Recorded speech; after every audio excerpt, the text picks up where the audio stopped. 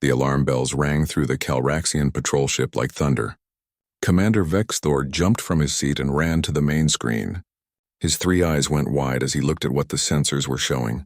Something big was coming toward them through space, and it should not be here. "Check the readings again," Vexthor said to his crew.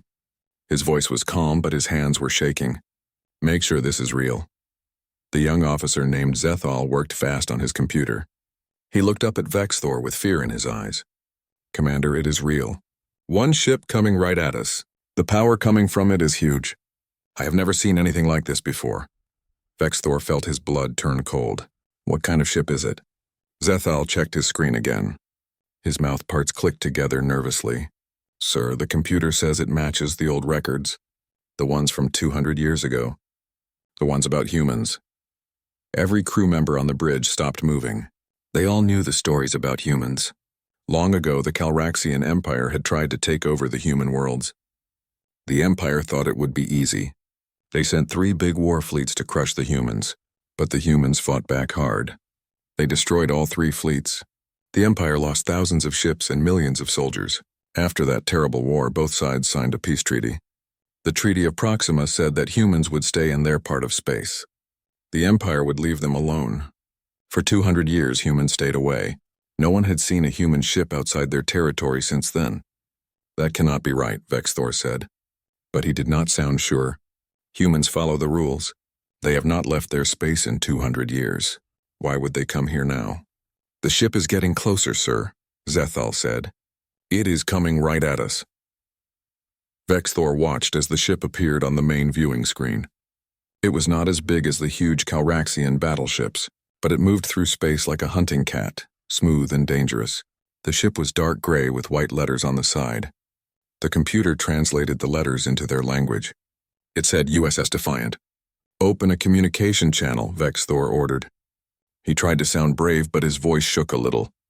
The screen filled with static for a moment. Then a human face appeared.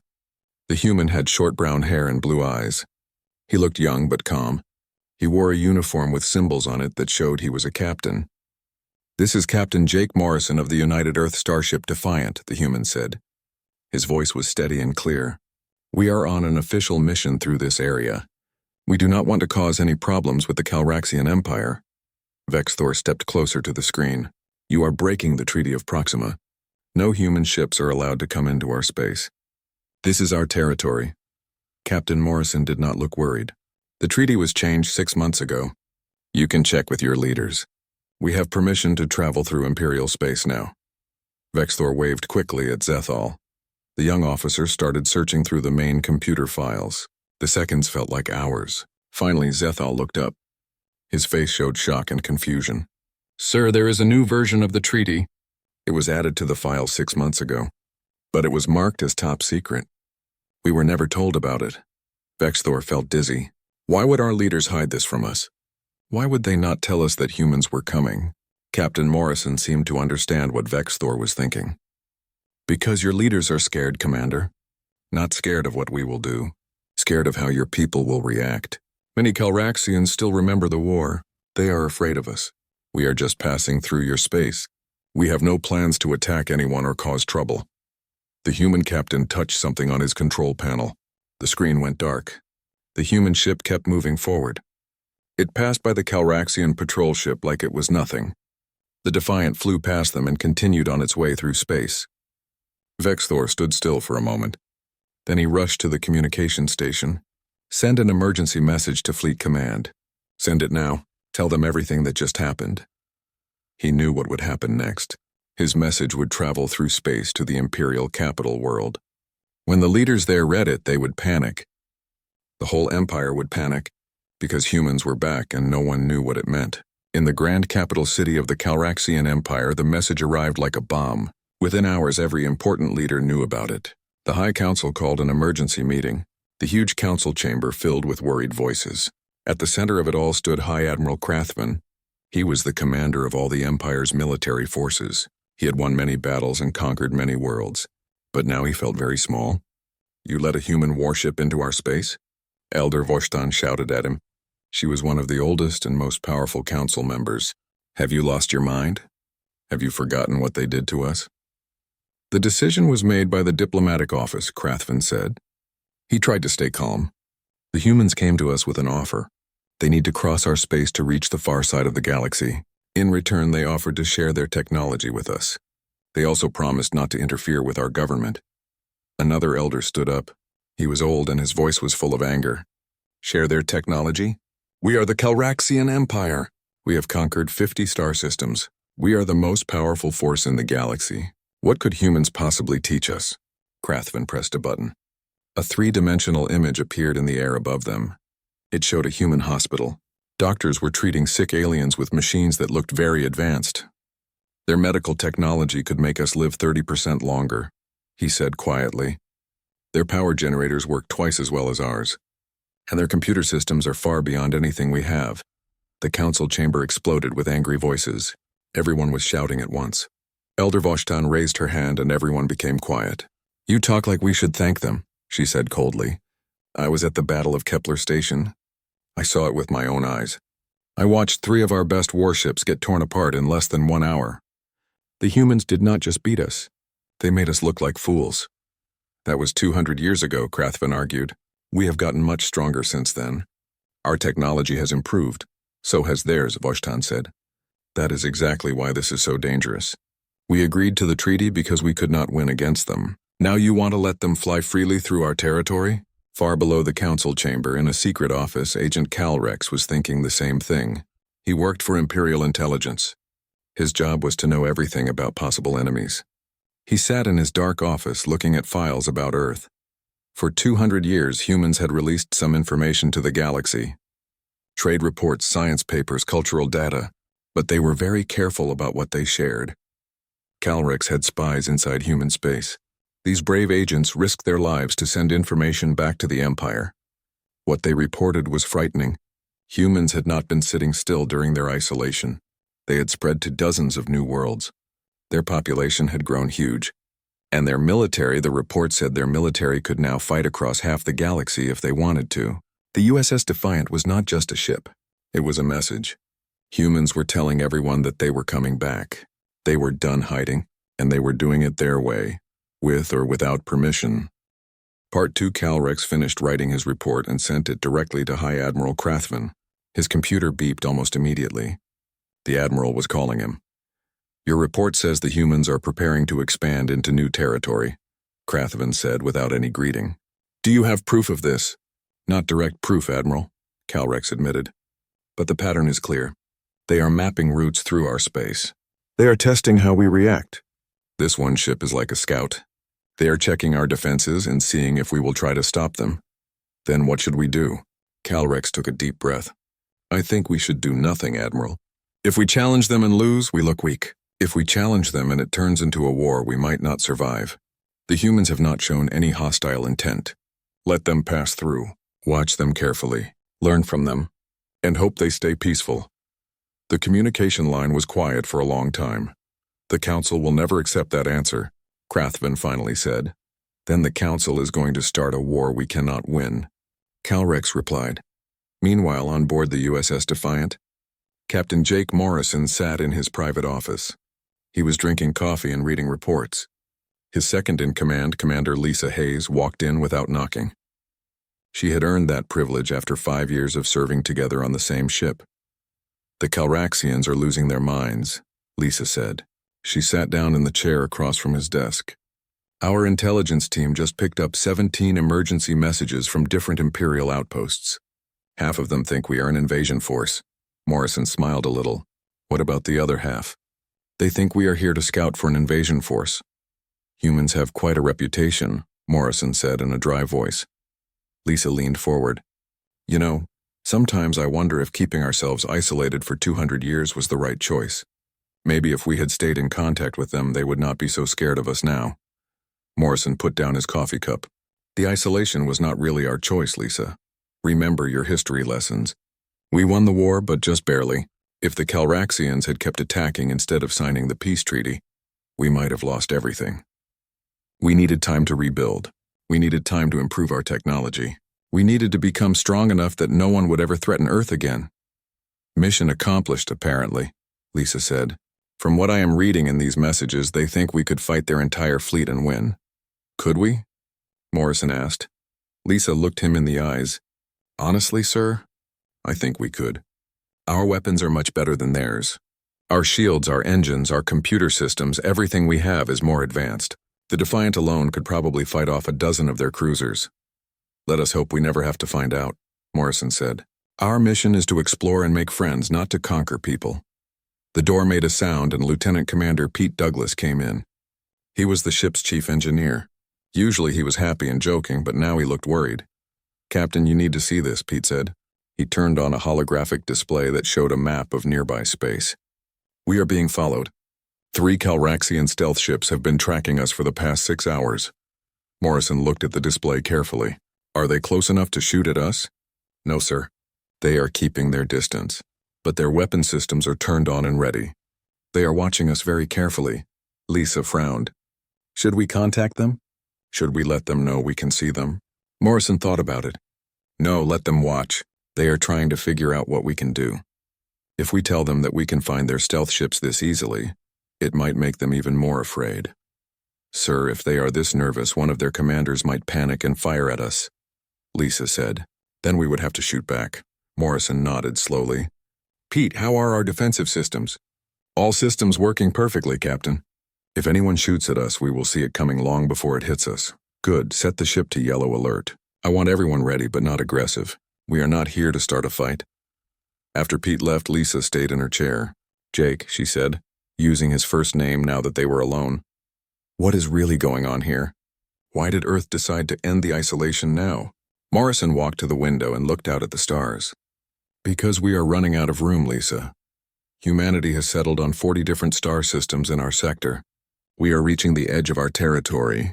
If we want to keep growing, we need access to the rest of the galaxy. And the Calraxians are in our way. They are in everyone's way, Morrison corrected her. The Empire controls all the main trade routes. They control the star systems with the best resources. They control the best locations in the galaxy. They got there first and used their military to keep everyone else out. But they have stopped growing, Lisa. Their technology has not improved much in the last 100 years. They are living on their past victories. While we have been inventing and improving, Lisa said. Exactly. The balance of power has changed, and they know it. That is why they changed the treaty. They are trying to avoid a fight they might lose. Lisa stood up. Let us hope they succeed, because if this goes wrong, we will be the ones who started the first big space war in 200 years. Morrison turned away from the window. Then we better make sure it does not go wrong. Back on the Calraxian capital world, the council meeting was still going on.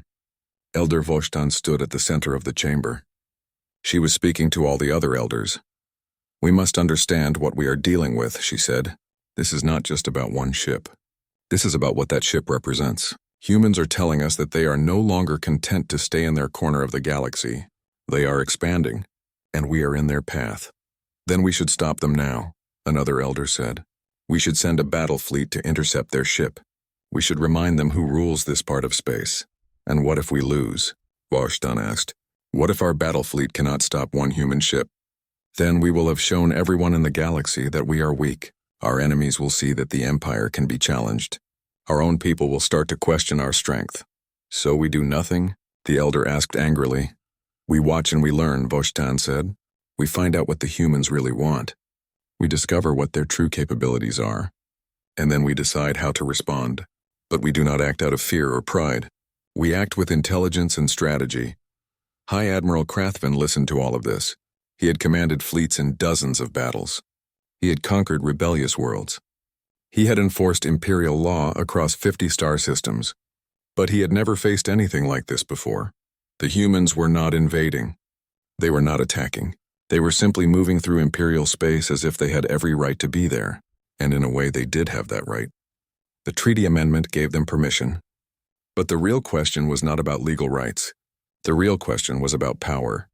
Who really controlled this part of the galaxy now? The Empire with its huge territory and massive fleets, or the humans with their advanced technology and mysterious strength?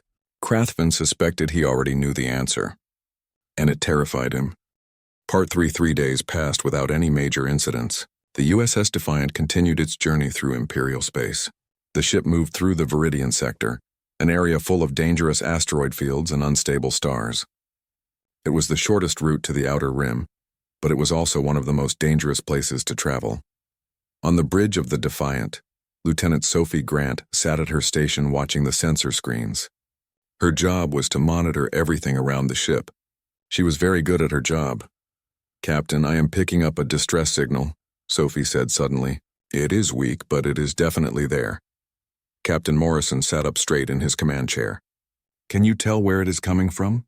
Sophie's fingers moved quickly across her control panel. "It is a Calraxian merchant ship.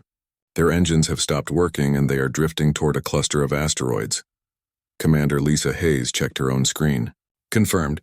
If they do not get their engines working again in the next 20 minutes, they are going to crash into those asteroids and be destroyed." Morrison did not wait. "Helm, set a course to intercept them. Maximum speed." "Sir," Lisa said quietly, "our orders are very clear. We are not supposed to interfere in Imperial affairs. Rescuing that ship could be seen as an act of aggression by the Empire.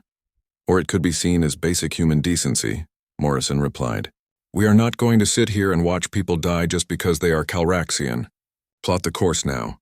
The Defiant surged forward. Its advanced engines pushed it through the dangerous asteroid field with incredible grace. Human ships had always been more agile than Calraxian vessels. The 200 years of isolation had made that advantage even bigger. Within just a few minutes, the merchant ship appeared on the main viewing screen. It was a large cargo carrier. Its hull was covered with scars and patches from many years of use. Pieces of debris floated around it. Several sections of the ship showed signs of explosive damage where air had blown out into space. "Open a communication channel," Morrison ordered. The face that appeared on the screen was a Calraxian civilian.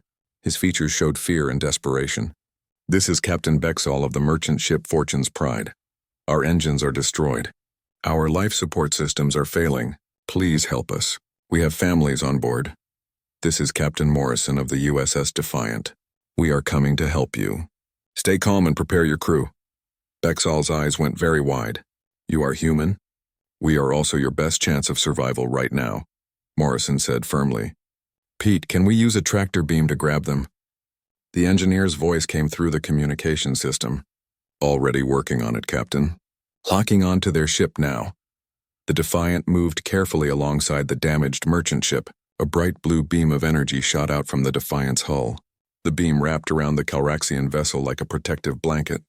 Slowly and carefully, the Defiant began pulling the larger ship away from the dangerous asteroid cluster. "Lisa, work with their crew," Morrison ordered. "See if we can fix their life support systems." For the next hour, human and Calraxian crews worked together in a desperate race against time. Human engineering teams used their transporters to beam directly onto the Fortune's Pride. They brought advanced repair equipment and medical supplies with them. Sophie coordinated moving the non-essential crew members from the damaged ship to the Defiant's cargo areas where they would be safe. The clock kept counting down. Everyone knew they were running out of time. The asteroid field was getting closer. The life support systems on the Fortune's Pride were getting weaker. Finally, with less than 3 minutes left before disaster, Pete's voice came through the speakers. "We have got their engines back online, Captain.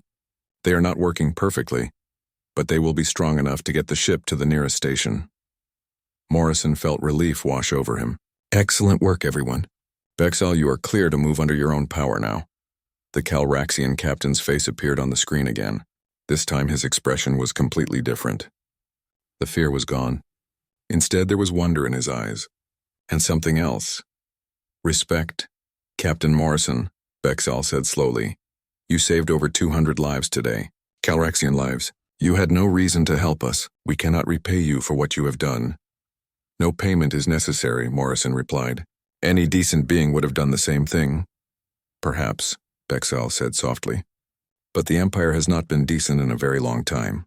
You have reminded me that there are still beings in this galaxy who value life more than politics." He paused. "I will make sure everyone knows what you did here today."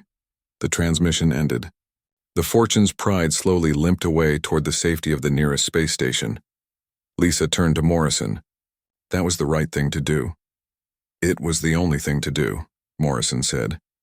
But even as he spoke those words, he knew this rescue would have consequences. Within hours, the story would spread throughout Imperial space. Some people would see it as proof that humans were noble and kind. Others would see it as evidence that humans were superior to the Empire. They would see it as proof that human technology and values were better than those of the Calraxians. In the Imperial capital, High Admiral Krathvin would have to answer difficult questions from the Council. And in the shadows, those beings who feared humanity would use this incident to prove that their fears were justified. The rescue changed everything, even though Morrison did not fully realize it yet. On the Fortune's Pride, Captain Bexal sat in his damaged command chair. His ship was barely holding together, but they were alive. His crew was alive. His passengers were alive. All because a human ship had stopped to help them. He thought about what he knew of humans. The old stories from the war, the tales of fierce battles and destroyed fleets, the warnings to stay away from human space.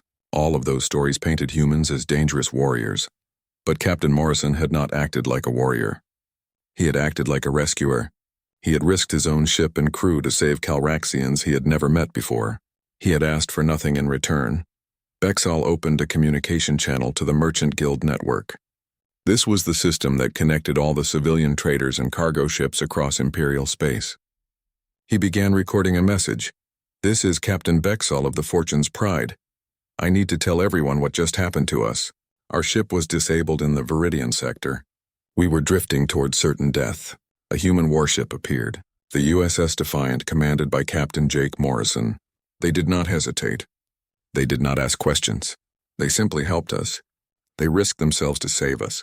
They used technology beyond anything we have to pull us to safety. Their engineers worked alongside our crew like we were all part of the same team. They treated our lives as if they mattered.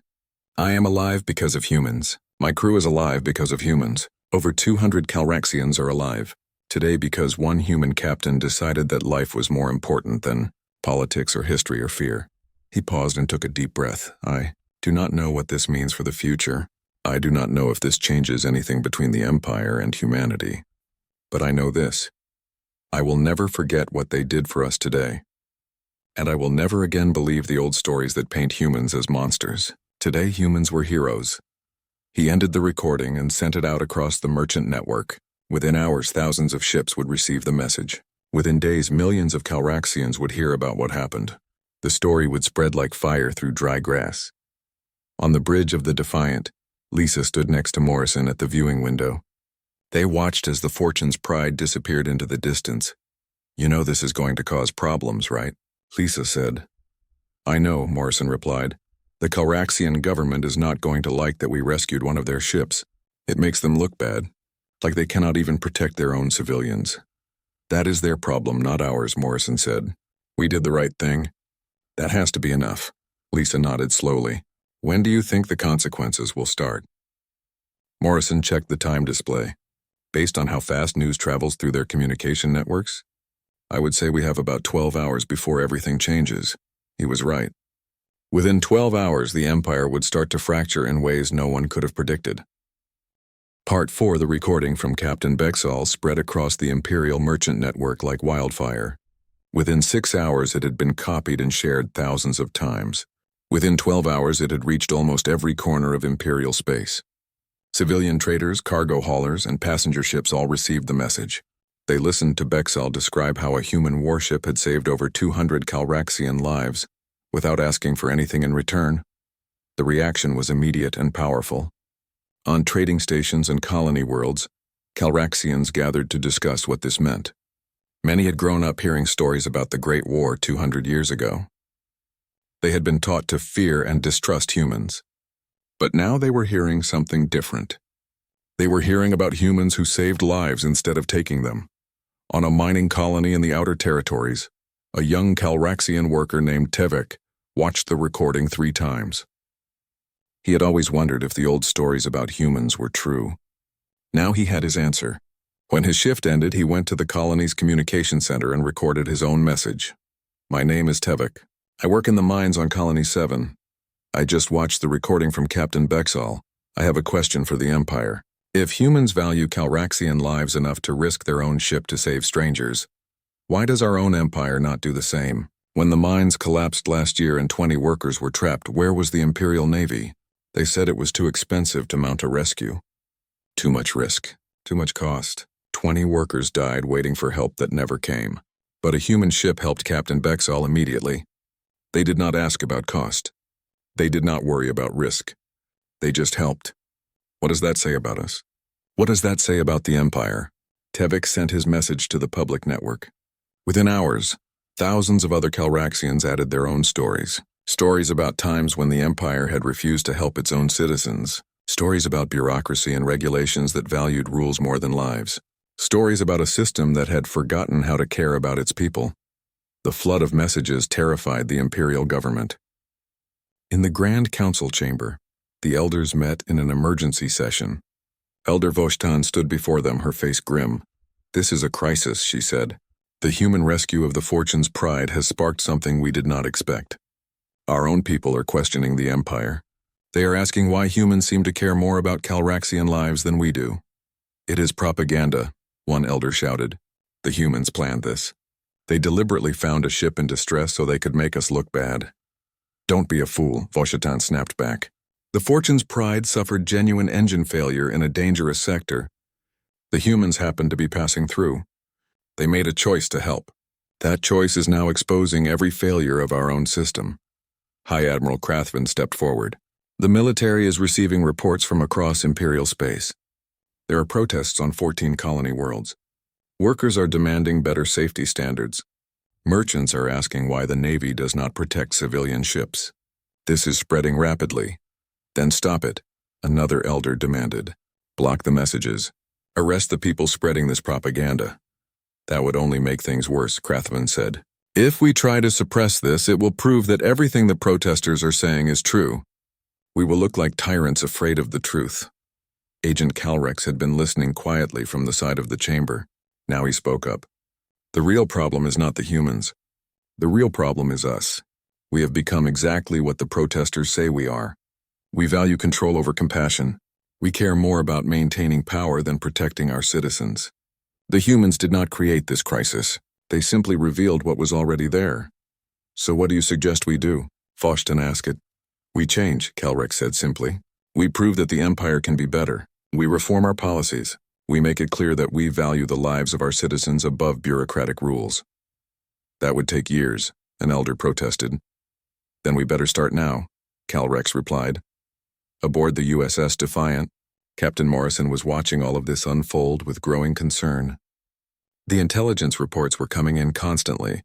Lisa stood next to him in his ready room as they reviewed the latest data. "We broke something," Lisa said quietly. "We did not mean to, but we broke something important in the Empire." "We saved lives," Morrison said. "That is all we did." "Yes, but by saving those lives, we held up a mirror to the Empire. We showed them what they could be if they cared about their people. And now their people are demanding change." Morrison rubbed his eyes. He had not slept much in the past 2 days. "What do the analysts think will happen? Best case scenario? The Empire reforms itself. They start treating their citizens better. They modernize their systems. Everyone benefits. And worst case? Civil war," Lisa said bluntly. "If the government tries to crack down on the protests, it could trigger rebellions across the Empire. Colony worlds might try to break away. The military might split into factions. The whole thing could collapse." Morrison stood and walked to the window. Outside, the stars looked peaceful and calm. But he knew that across this region of space, billions of lives hung in the balance. "We cannot leave," he said finally. "Sir, if the Empire collapses, there will be chaos. Wars between factions, suffering on a massive scale. We cannot just walk away from that. We need to stay. We need to help if we can." "That would be a huge violation of our orders," Lisa pointed out. "We were told to transit through Imperial space and not interfere." "We already interfered," Morrison said. "The moment we rescued the Fortune's Pride, we became part of this situation. Now we have a responsibility to see it through." He turned back to her. "Send a message to Earth. Tell them what is happening. Tell them we need authorization to remain in Imperial space as neutral observers. We will not take sides in any internal conflict, but we will offer humanitarian aid if needed." "Do you think Earth will approve?" "I hope so," Morrison said. "Because we are doing it whether they approve or not. I am not going to run away from the consequences of our actions." Lisa nodded and left to send the message. Morrison knew it would take time for the communication to reach Earth and for a response to come back. In the meantime, he would have to make his own decisions. On the Calraxian capital world, Elder Voshtan made a decision of her own. She requested a private communication channel with Captain Morrison. When his face appeared on her screen, she did not waste time with formalities. "Captain Morrison, do you understand what you have done?" she asked. "I saved lives," Morrison replied calmly. "Nothing more, nothing less." "You started a revolution," Voshtan said.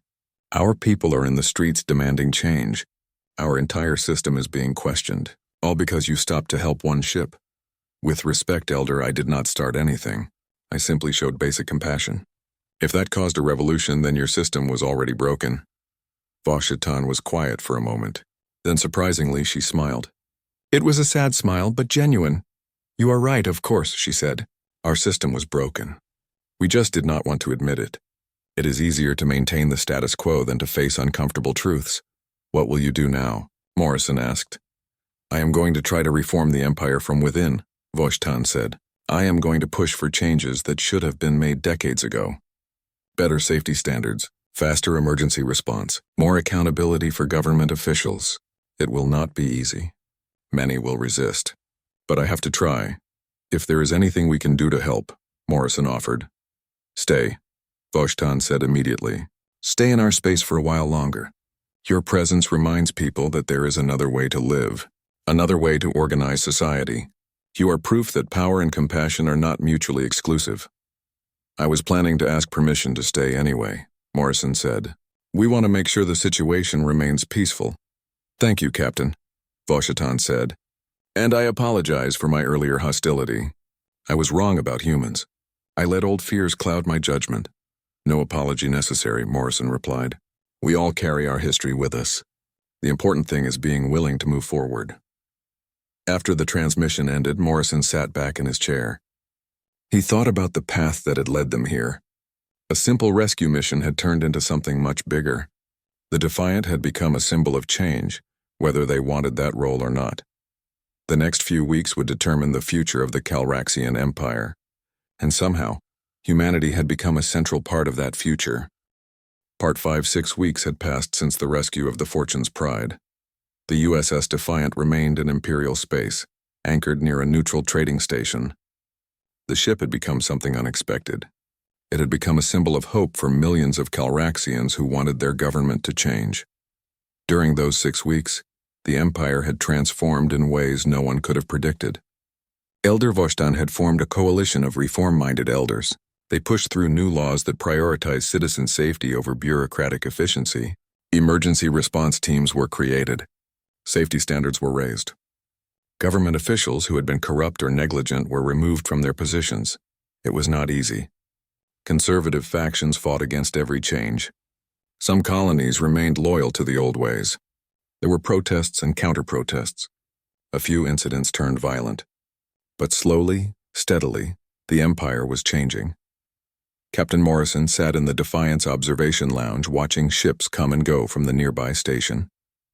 Commander Lisa Hayes found him there, as she often did when he was thinking deeply.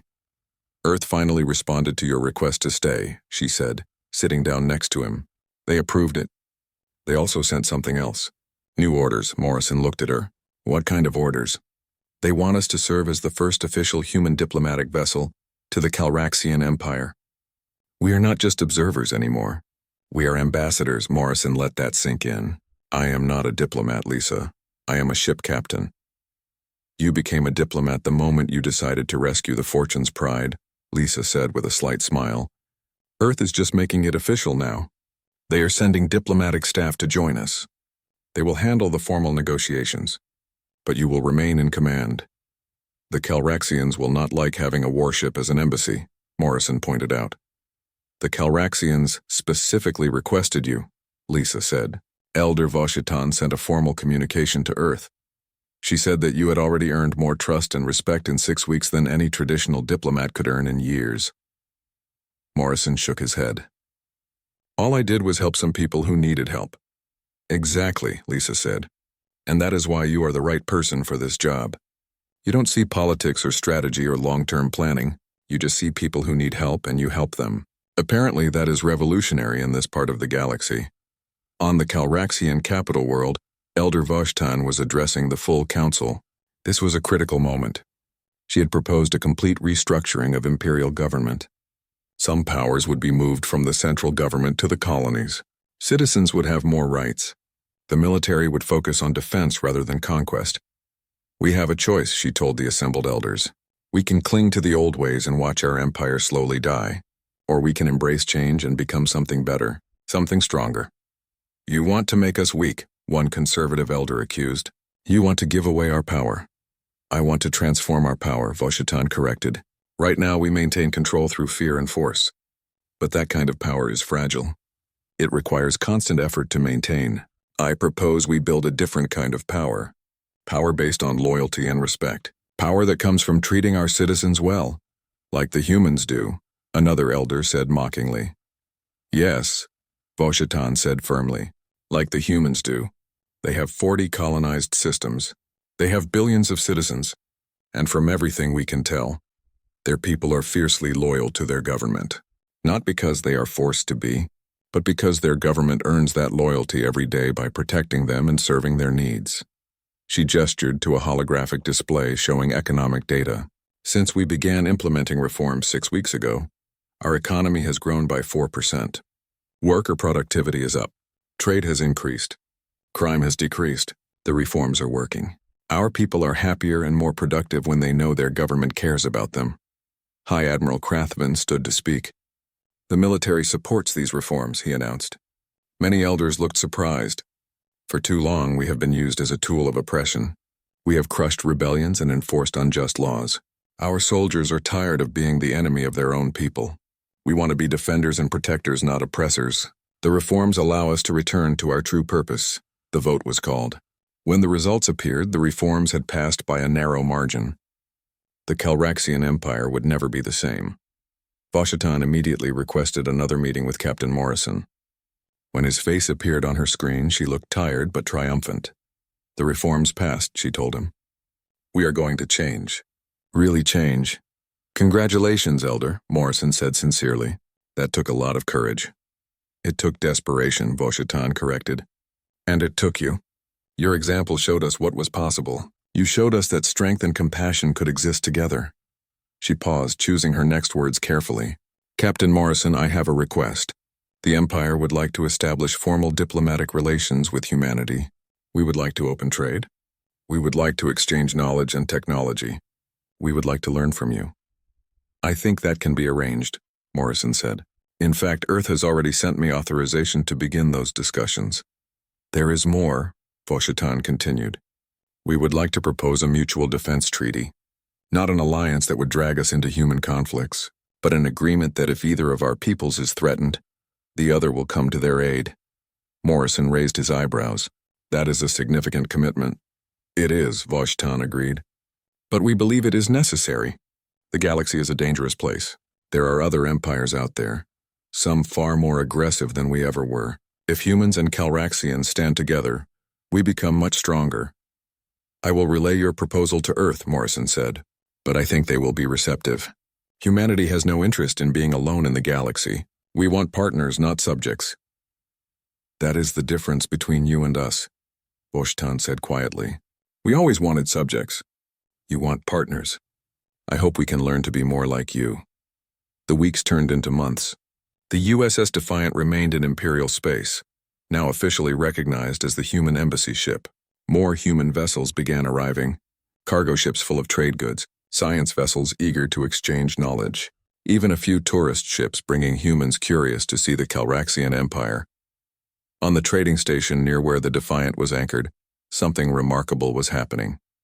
Humans and Calraxians were working together. Human engineers were helping to upgrade the station's systems. Calraxian merchants were learning human trade practices. Children of both species played together in the station's recreational areas. Lieutenant Sophie Grant took a shuttle over to the station one day. She wanted to see this new society forming with her own eyes. She walked through the market district and watched humans and Calraxians haggling over prices, sharing meals and laughing together. She found a small cafe and ordered something called kava, a Calraxian drink similar to coffee. As she sat there sipping it, a young Calraxian approached her table.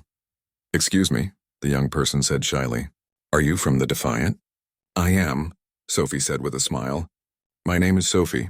I am Lexan, the Calraxian said. I wanted to thank you. Your ship, your captain, you changed everything.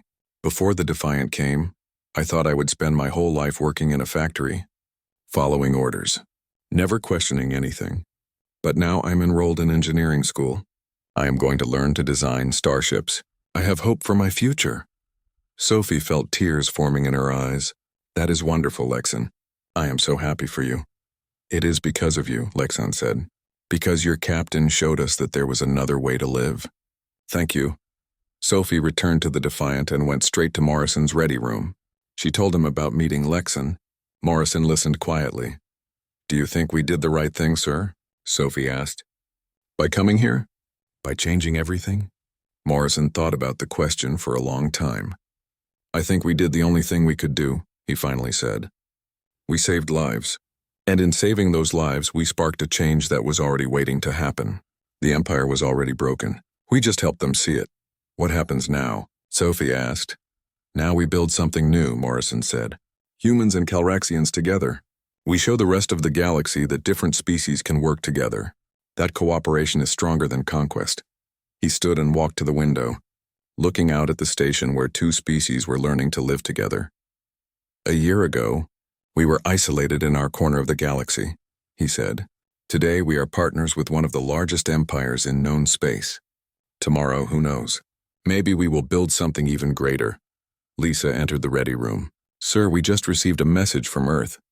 They want to know if we would be interested in leading an expedition deeper into the galaxy, making contact with other species, opening more trade routes. Morrison smiled. Tell them yes. The USS Defiant is ready for the next mission.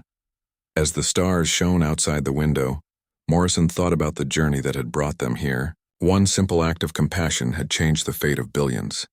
It had toppled an old empire and built a new alliance. It had proven that humanity's greatest strength was not its weapons or its technology. It was its willingness to help others, even when there was nothing to gain. That was the message the Defiant had brought to the galaxy, and it was a message that would